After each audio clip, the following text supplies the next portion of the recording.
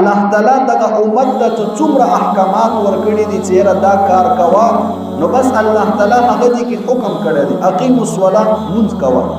وآتوا الزکاة زکات ورکوا ولله علی الناس حج البيت من استطاع الیه سبیلا حج در باندې فرض دی صاحب نصاب استطاعت ولا باندې خدغه روجي ولا حکم چې الله تعالی ورکړي نو روجي حکم ورکولو سراسر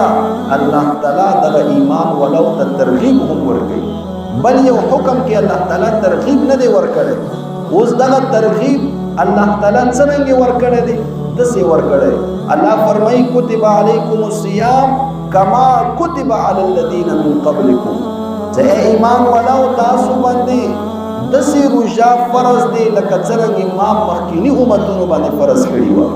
اوس دغه ترغیب الله تعالی ولي ورکړي د دې ولا وجه څه شه مفسرین حضرات فرمایي د دې ولا وجه دا ده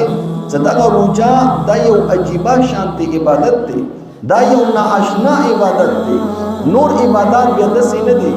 دغه عبادت سره سړی باندې بوج محسوسیږي هغه بوج څرنګه لکه دغه عبادت داسې عبادت دی کنه چې سحر نه واخله مخامه پورې به څه خورې نه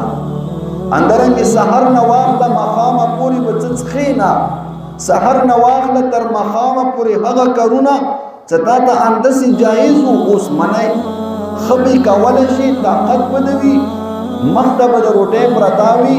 مخته به د میوې پرتې وي مخته به د سخته ګرمي د شربت په پروت وي خو ته به یې نسخې درته یې زما کوه نو دې سره سړي ته بوج محسوسېږي چې اخر زه ولې منع یم نو الله درته وفرمیل چې بوج ما محسوسوه دغه حکم یوازې تا ته نه و بلکې دغه حکم کما کتب علی الذین من قبلکم د تا نه مخکې تمام امتونو ته او زمونږ استادان فرمایي چې دغه د روجې ولا حکم آدم علیه السلام نه نسا تر زمونږ خوب پیغمبر صلی الله علیه وسلم پورې تمام انبیاء کرامو ته او د هغو امتونو ته د روجې ساتلو حکم خدا دې چې کیفیاتو کې فرق وو اور ورځو کې فرق وو مونږ دغه امت ته رمضان المبارک مکمل دغه میاشت ملاو دی آدم علیه السلام ولا روجې هغه میاشت کې 3 ورځې روجا هوا ایام 20 ورته یې 13 14 15 تاریخ باندې وی روجا نیولا اورنګي نوح علیہ السلام بدا عاشوری ولا روجا نیولا عاشوری روجا ور باندې فرض و اندرنګي داوود علیہ السلام